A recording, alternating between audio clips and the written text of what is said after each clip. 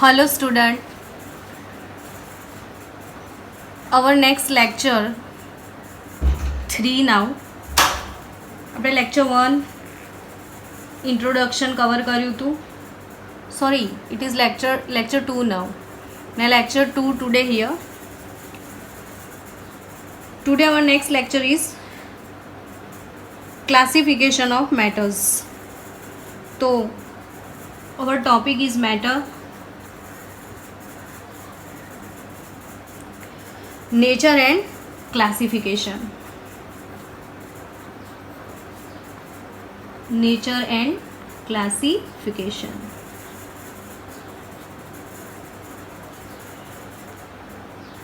What is matter? તો એવું પાછું કહીશ તો હવે કંટાળો આવી ગયો હશે મેડમ, બહુ બધી વાર સાંભળી લીધું છે મેટર. તો હું જસ્ટ ડેફિનેશન કહી દઉં છું કે matter is defined as anything that occupying space, possess mass and the presence of which can be felt by any one or more of our senses. It means કે આપણા 5 senses હોય છે, like sight, touch, smell, hearing, taste. તો આવી કોઈ બી સેન્સથી આપણે જેને feel કરી શકીએ એ મેટર. જે સ્પેસ ઓક્યુપાય કરે એ મેટર, જેના માસ હોય એ મેટર. તો આ મેટર એનું ક્લાસિફિકેશન આપણે સ્ટાર્ટ કરી ચૂક્યા હતા કે ભાઈ બે રીતે ક્લાસિફિકેશન થાય. તો based on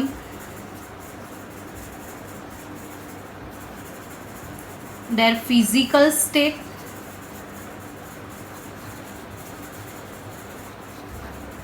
and based on their chemical state.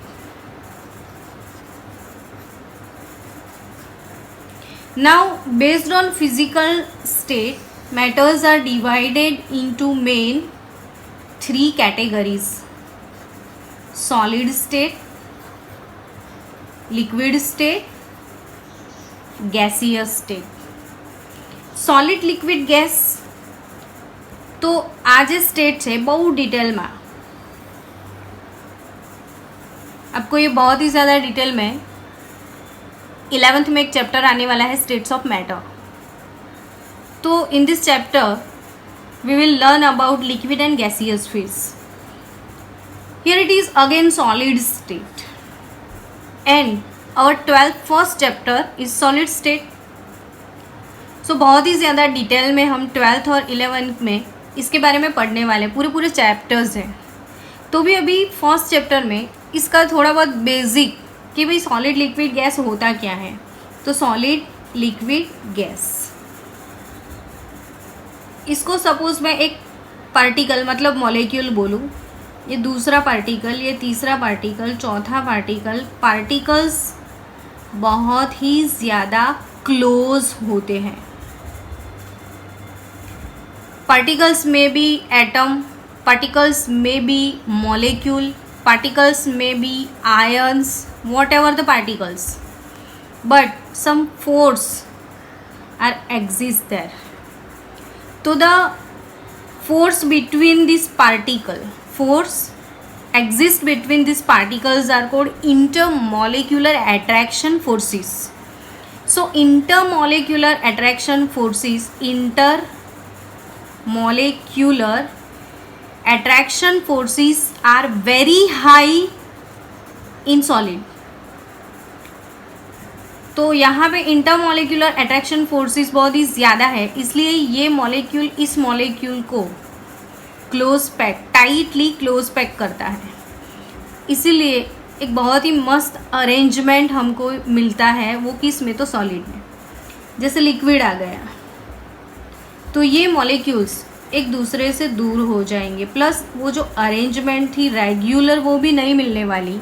यहाँ पे इरेगुलरिटी है, ये रैंडम है, कहीं पे भी पार्टिकल है. तो ये लिक्विड फेज हो गया.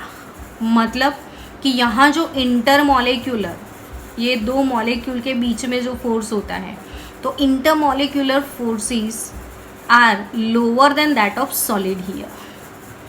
और यहाँ पे कम फोर्स है, इसीलिए ये पार्टिकल्स एक दूसरे से दूर हो गए हैं. इसीलिए इसको डेफिनेट शेप मिल गया सॉलिड को.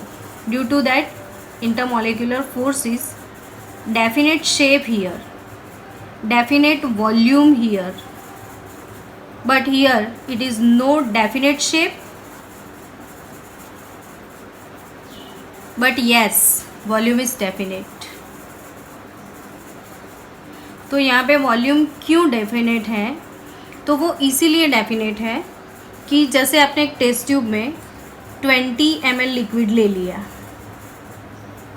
यही 20 ml लिक्विड आप बकेट में शिफ्ट करो या बाउल में शिफ्ट करो या कोई भी वैसल में शिफ्ट करो, 20 ml रिमेन सेम 20 ml। कौन से भी मतलब कुछ भी आपने ले लिया कंटेनर, तो भी 20 ml डज नॉट चेंज, मतलब इसका वॉल्यूम तो फिक्स ही है, उसका शेप फिक्स नहीं है। शेप कैसा? तो कंटेनर का जैसा शेप वैसा ही लिक्विड का शेप। और गैस के बारे में मैं बताऊं तो आपको पता ही है, इसके मॉलिक्यूल तो बहुत ही ज़्यादा दूर होंगे। अब दूर क्यों होंगे? तो वो एक दूसरे को फिल करना नहीं चाहते हैं। अगर वो एक दूसरे को फिल नहीं करते हैं तो there are negligible intermolecular forces are. So यहाँ पे वेरी नेग्लिजिबल इंटरमॉलिक्यूलर फोर्सेस है, इसीलिए पार्टिकल्स बहुत ही दूर है, तो इसीलिए इसको gas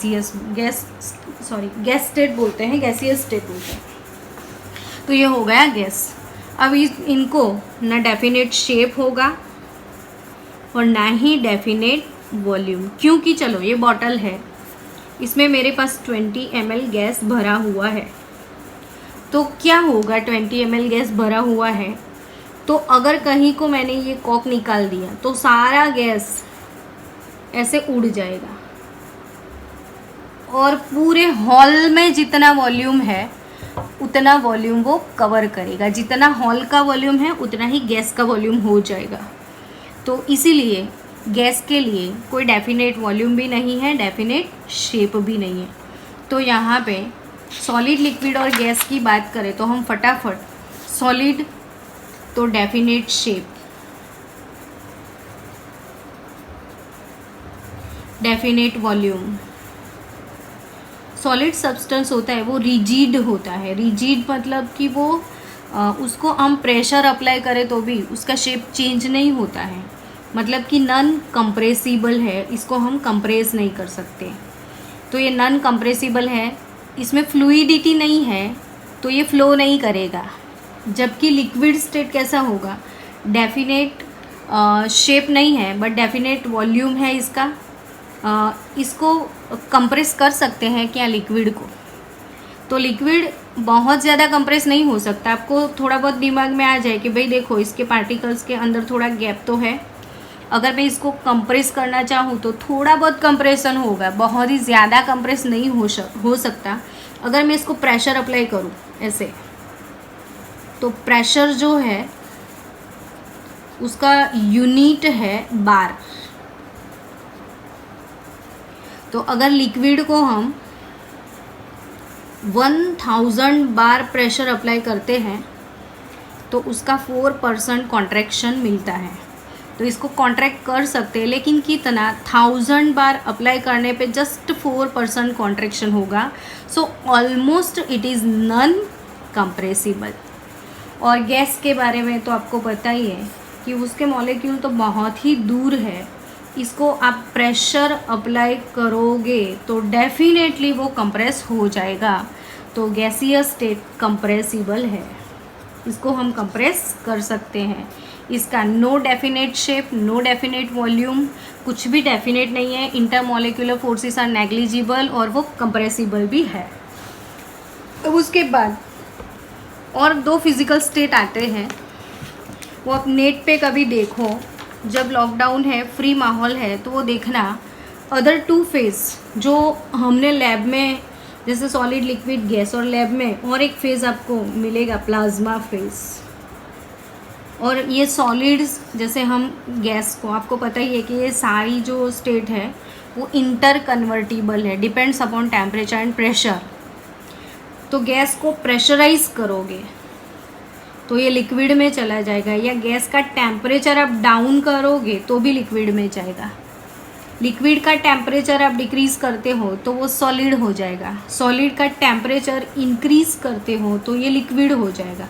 so this phases are interconvertible with temperature and pressure.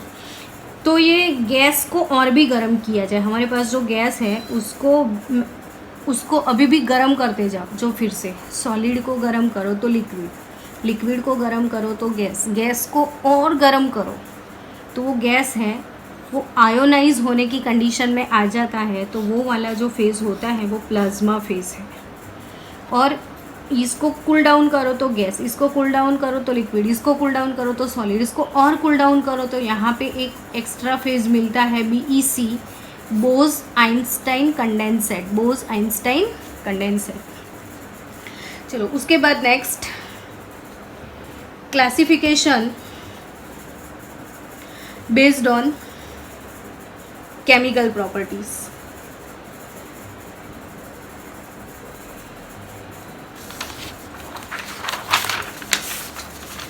तो classification based on chemical properties की बात करें तो बेस्ड ऑन केमिकल कंपोजिशन और केमिकल प्रॉपर्टीज, तो either it is pure substance और it may be mixture. Now pure substance again categorize होगा तो there are two main category, element and other category is compound. अब आप सोचोगे अरे ये तो 9th में पढ़ा था, लेकिन पढ़ने के बाद भी बहुत ज़्यादा आपको पता तो नहीं होगा। तो एलिमेंट क्या है? तो element is usually defined as the simplest form of a pure substance, simplest form of pure substance. Element का डेफिनेशन लेवोजियर ने दिया था। एलिमेंट का डेफिनेशन किसने दिया था? लेवोजियर ने। तो एलिमेंट का डेफिनेशन क्या है कि it is the simplest form of pure substance with definite physical and chemical properties. तो simplest form of pure substance with definite physical and chemical properties, physical and chemical properties, definite physical and chemical properties. फिर क्या बोल सकते हैं? तो which can neither be broken into nor built from simpler substance. मतलब इसको हम break down भी नहीं कर सकते और जनरेट भी नहीं कर सकते। फिर ये कह सकते हैं कि तो ये क्या होगा फिर? तो ये सोचो, simplest form of pure substance with definite physical and property neither can be broken nor can be, मतलब हम ब्रेक तो नहीं कर सकते, डिस्ट्रॉय नहीं कर सकते, बट जनरेट भी नहीं कर सकते। इसको कोई भी फिजिकल केमिकल मेथड अप्लाई करने के बाद भी वो जनरेट नहीं होगा और ब्रेक नहीं होगा, वो नेचुरली अकरिंग है। तो ये जो एलिमेंट होता है वो अपनी लैंग्वेज में देखें तो substance which is made up of one type atom only, one type atoms only। तो one type of atom मतलब क्या? तो जैसे मैंने O3 लिख दिया, बोलो आप एलिमेंट बोलोगे इसको, S8 लिख दिया, P4 लिख दिया, तो O3 S8 P4, यहाँ पे 3 मोल एटम्स है इसमें, 3 मोल एटम, 3 एटम नहीं बोल सकते, ये 3 मोल एटम्स होते हैं। इसके बाद का हमारा जो कंसेप्ट है वो मोल कंसेप्ट, वो बहुत ही एक्स्ट्रा ऑर्डिनरी कंसेप्ट है। हम धीरे धीरे मोल कंसेप्ट की ओर जा रहे हैं। थोड़ा आप मैच्योर हो जाओ फिर मोल कंसेप्ट में जाएंगे। थोड़ा टफ है लेकिन केमिस्ट्री का हार्ट है। अगर आपको मोल कंसेप्ट नहीं आता है तो समझ लो पूरा केमिस्ट्री आपका ब्लैंक है। तो यहाँ पे भले ही हमने मोल ना सीखा हो लेकिन हम बोले तो हमेशा सही बोले।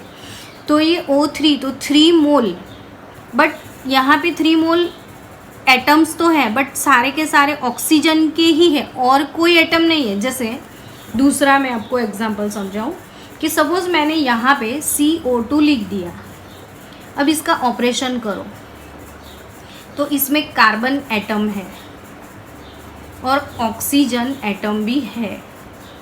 तो यहाँ पे 2 टाइप के एटम है। C6H12O6 में बोल दूँ तो यहाँ पे carbon atom, hydrogen atom, oxygen atom, 3 type के एटम हैं। तो जहाँ पे बहुत सारे डिफरेंट काइंड ऑफ एटम्स होते हैं इसको हम कंपाउंड बोलते हैं। तो बहुत सारे डिफरेंट टाइप के एटम के कॉम्बिनेशन से जो स्पीसीज डेवलप होगा वो कंपाउंड, लेकिन ओनली 1 टाइप का एटम है तो वो एलिमेंट। तो एलिमेंट में सिर्फ एक ही टाइप के एटम होते हैं। हाँ, ये भले ओजोन में जितने भी हैं ऑक्सीजन के एलिमेंट है लेकिन वो सल्फर से डिफरेंट होंगे। सल्फर एटम की कंपैरिजन ऑक्सीजन एटम से नहीं होगी। तो हमारे पास पीरियोडिक टेबल में टोटल कितने एलिमेंट्स हैं बच्चे लोग? 118 एलिमेंट्स हैं। और ये 118 एलिमेंट तो वो उनके जो एटम्स हैं एक ही टाइप के होते हैं। कॉपर एलिमेंट तो कॉपर के एटम्स ही होंगे, उसमें और कोई एटम्स नहीं हो सकते हैं। तो compound simplest form of pure substance की जो एक ही टाइप के एटम से बनता है वो एलिमेंट। अब कंपाउंड की बात करें तो ये पता चल ही गया आपको कि डिफरेंट एटम का कॉम्बिनेशन होता है।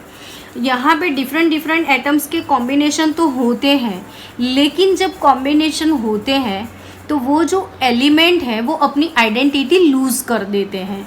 तो वो आइडेंटिटी लूज़ कर देते हैं, इसका मतलब क्या?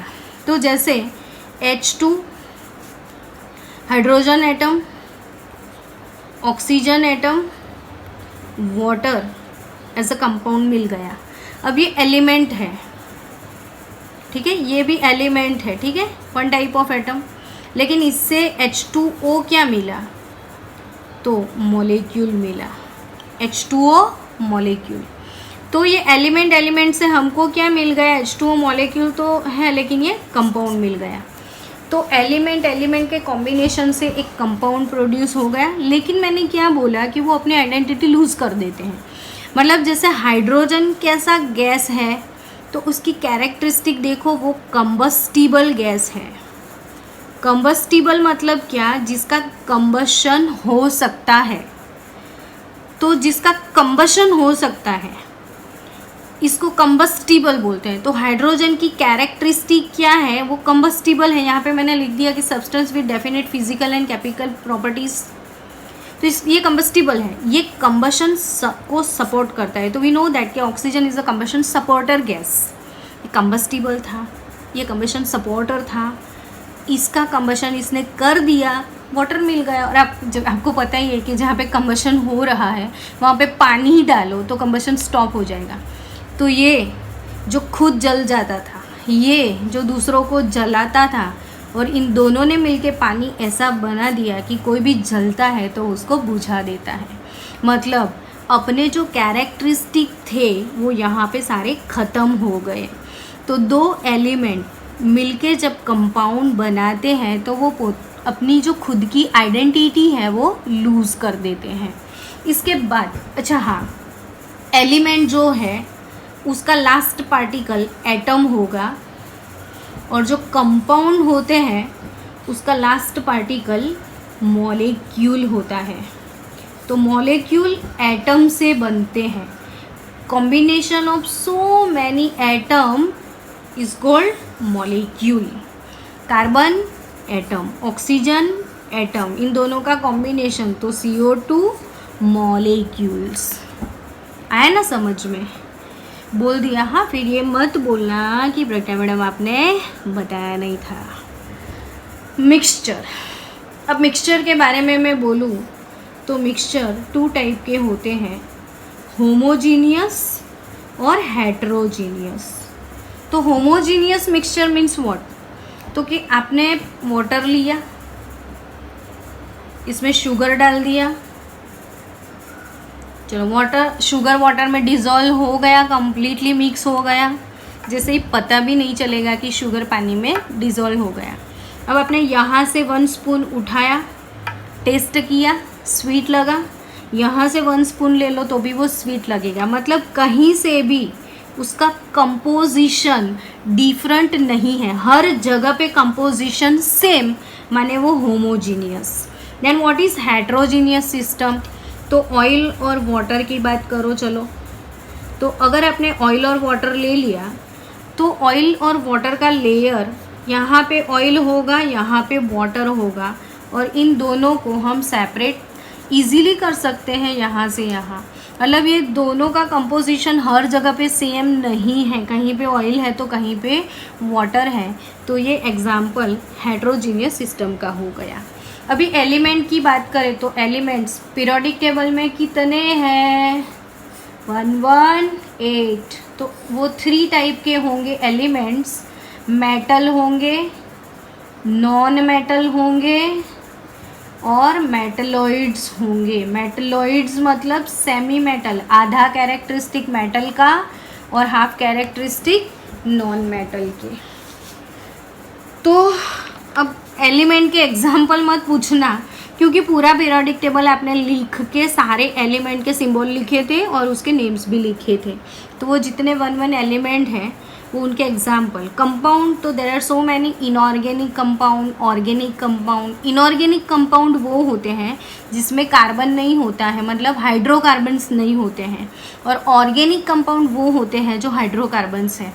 तो मैं आपको पूरे 12th में नीट तक आपको बहुत सारे ऐसे इनऑर्गेनिक कंपाउंड्स हैं जिसके फॉर्मूला लर्न करने ही पड़ेंगे। तो वैसे फॉर्मूला का एक मैं लिस्ट भेजने वाली हूँ आपको ग्रुप में, तो वो लिस्ट अपनी नोटबुक में लिख देना या कोई चार्ट पे लिख देना और अपनी घर की वॉल पे लगा देना, ताकि जब भी आप फ्री बैठे हो वो वॉल पे देखते जाओ, वो कंपाउंड्स लर्न करते जाओ, ताकि आपको अच्छी तरह से उनके सारे फॉर्मूला प्रिपेयर हो जाए।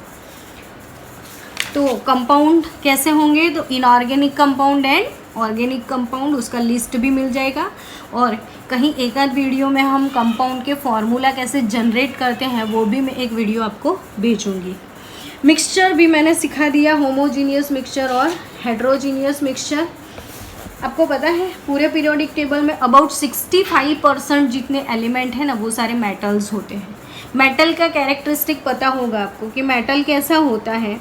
तो they are good conductor of heat and electricity. फिर मेटल मेलिएबल होता है। मेलिएबल मतलब उसको हैमरिंग करो तो एक पतला सा शीट बन जाता है। जैसे काजू कतरी खाया है ना, तो उसके ऊपर एक पतला सा वो एल्यूमिनियम का वर्क लगा होता है।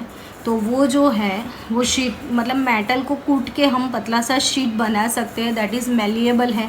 उसको खींच के लंबे लंबे वायर बना सकते हैं, मतलब वो डक्टाइल भी है।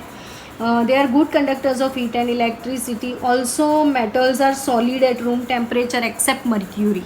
मर्क्यूरी को छोड़ दो तो वो लिक्विड मेटल है। थोड़ा बहुत गैलियम भी वैसा है, बट उसके अलावा जितने भी 65%, मोर देन 65% मेटल जो पीरियोडिक टेबल्स में है अपने, वो सारे सॉलिड है। उसके बाद मेटल में तो बहुत सारी प्रॉपर्टी है पर हमको इसकी ज़रूरत नहीं है अभी। नॉन मेटल कैसे होंगे? तो डू नॉट रिफ्लेक्ट लाइट, उनको कोई लस्टर नहीं होता है। जैसे देखो आप कार्बन देखो तो चारकोल, उसके ऊपर कोई लस्टर दिखता है, लेकिन आप कॉपर मेटल देखो तो वो शाइनी है। गोल्ड मेटल देखो तो वो शाइनी है, लस्टर है। लेकिन फोस्फरस, वो माचिस की तीली पे देखो, फोस्फरस को देखो तो उस पर लस्टर नहीं है। तो समझो कि फोस्फरस वो नॉन मेटल, उसके पास लस्टर नहीं होगा, ब्रिटल होते हैं, वो डक्टाइल नहीं होते हैं, मेलेबल नहीं होते हैं। ये लिक्विड भी होते हैं, वो गैस भी होते हैं, सॉलिड भी होते हैं, सब तरीके के स्टेट में वो अवेलेबल है। एक ही नॉन मेटल ऐसा है जो इलेक्ट्रिकल कंडक्टर है, वो ग्रेफाइट, बाकी के सारे नॉन कंडक्टर हैं। मेटलॉइड्स किसको बोलेंगे? तो भाई दोनों के बीच वाला metal as well as non metal, तो मेटलॉइड हो जाएगा। कंपाउंड्स के बारे में भी मैंने बता दिया, मिक्सचर के बारे में मैंने बता दिया, होमोजीनियस, हेट्रोजीनियस। अभी नेक्स्ट लेक्चर हम लेंगे साइंटिफिक नोटेशन। इसके बाद का लेक्चर हमारा होगा साइंटिफिक नोटेशन नहीं, सॉरी टेक्स्ट बुक में क्या है, फिजिकल क्वांटिटीज़ हैं। तो नेक्स्ट लेक्चर में होगा properties of matter and their measurements.